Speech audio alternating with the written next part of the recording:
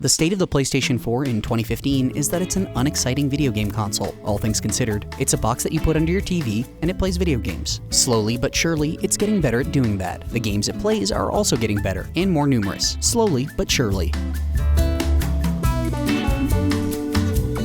The PlayStation 4 of 2015 isn't all that different from the PlayStation 4 Sony launched in 2013. It's gotten a minor hardware update, but the box and controller look the same. Its operating system is largely unchanged, aside from a few small but welcome new OS features. It's gotten some great new games, enough that we now feel the console is worth buying, though it still lacks the handful of killer exclusives that we were hoping it'd have by now. From its launch until today, the PS4 has maintained a pace of steady improvement to both its functionality and its game library. Taken individually, these improvements may have arrived too slowly for some fans, but when viewed over a long enough time frame, the PS4's upward trajectory is easier to see and more reassuring. Sony's console has also maintained a number of small advantages over its current-gen competitors. For example, despite the odd exception, it's now taken as a given that the PS4 version of a multi-platform game will run at a higher resolution and with more consistent performance than on the less powerful Xbox One. However, when placed on the full spectrum of modern gaming, one that includes the PC,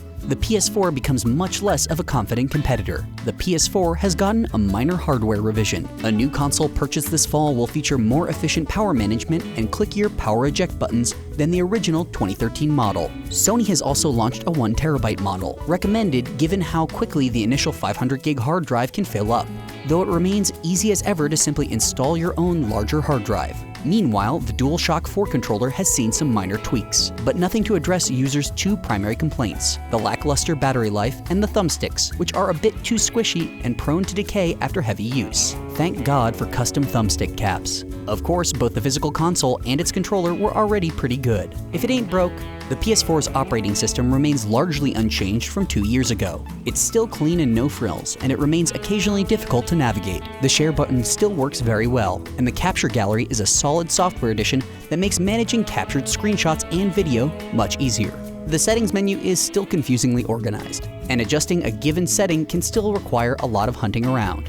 The better late than never suspend mode, which lets you put a game to sleep along with your console, is certainly nice to offline gamers. PlayStation Now, Sony's streaming game initiative, could one day become a reasonable subscription service, but remains a poor substitute for true backwards compatibility. Meanwhile, the console's media playing abilities have been noticeably expanded, with Sony finally adding DLNA support this year, along with some solid music streaming applications. Sony's PlayStation Network works better than it has at some points in the past, but still leaves significant room for improvement. The service goes down just regularly enough to be considered problematic, and Party Chat has any number of annoying problems, including hiccuping chat quality and NAT issues that break lines of communication between specific party members. After 2 years of heavy online PS4 use, it's clear that Sony's online infrastructure just isn't where it could be. Also, they really need to let us change our freaking PSN names already.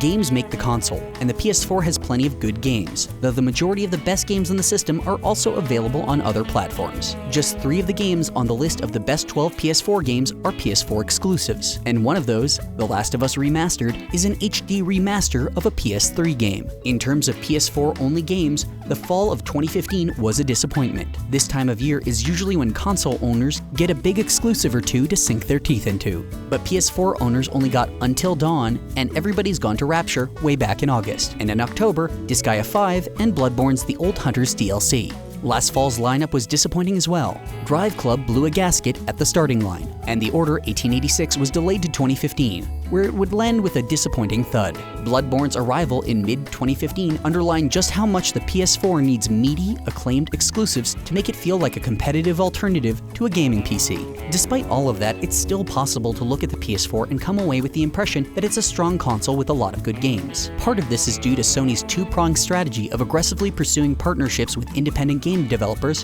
while also closely associating their consoles with a number of big-budget multi-platform franchises like Destiny, Assassin's Creed, and Call of Duty. The latter goal has mostly been achieved thanks to the questionable practices of securing timed exclusive DLC, but it's hard to argue that Destiny, for example, isn't more closely associated with the PS4 as a result of Sony's deals with publisher Activision. 2016 looks promising, with a bunch of exciting multi-platform games coming to the PS4, along with a smattering of promising exclusives like Uncharted 4, Horizon Zero Dawn, and The Last Guardian. The PS4 library seems on track to continue continue its steady growth, expanded regularly with multi-platform games, and less frequently with must-have exclusives. No pressure, Uncharted 4. Sony has demonstrated a continued willingness to experiment with new ideas, though few of those ideas have markedly improved the PS4 experience. SharePlay, for example, is an innovative feature that allows players to trade off control of their games with friends online. It's a neat concept, but far from essential, and doesn't work well enough with most internet connections to be all that practical. Going by last weekend's PlayStation Experience press event, it seems that Sony's next big push for the PS4 will be their PlayStation VR headset,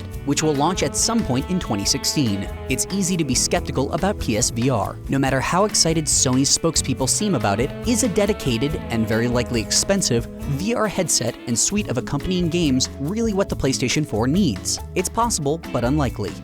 In fall of 2015, the PlayStation 4 is as sturdy a gaming device as it ever was. The console has yet to have a single transformative moment where everything kicks into overdrive, and it's seeming increasingly unlikely that it ever will. Sony's strategy seems less about software overhauls and bold new directions, and more about steadily building on the foundation they laid in 2013. It's working well enough so far.